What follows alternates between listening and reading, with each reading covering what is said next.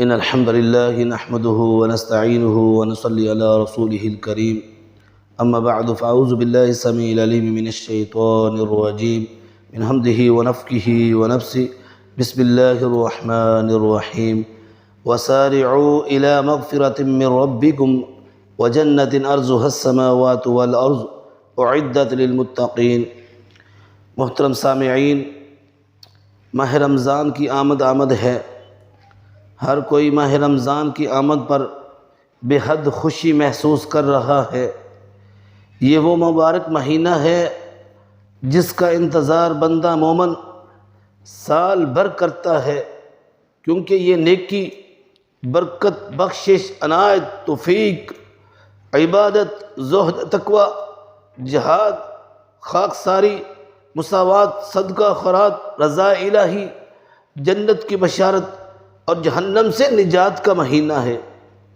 یہ وہ ماہ رمضان مبارک مہینہ ہے جس میں یہ عبادات کرنے کا موقع ملتا ہے ہمیں۔ یہ ماہ رمضان ایک سال بعد ہمارے پاس صرف ایک ماہ کے لیے مہمان بن کر تشریف لاتا ہے۔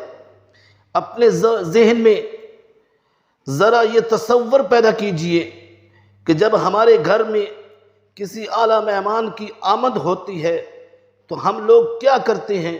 تو اس کے جواب میں کہا جائے گا کہ ہم بہت ساری تیاریاں کرتے ہیں، گھر کے آنگن کو خوب سجاتے ہیں، خود بھی سنورتے ہیں، خود بھی ان کے لیے زینت اختیار کرتے ہیں، پورے گھر میں خوشی کا ماحول ہوتا ہے، بچوں کے لب پہ نغمے، چہرے پہ خوشی کے آثار ہوتے ہیں۔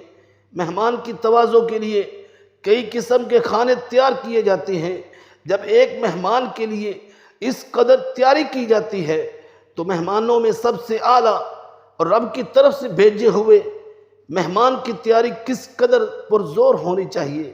تو آئیے چند ایسے اعمال سیکھنے کی کوشش کرتے ہیں کہ جن کے ذریعے ہم اس ماہ مبارک کا اچھے انداز سے استقبال کر سکیں۔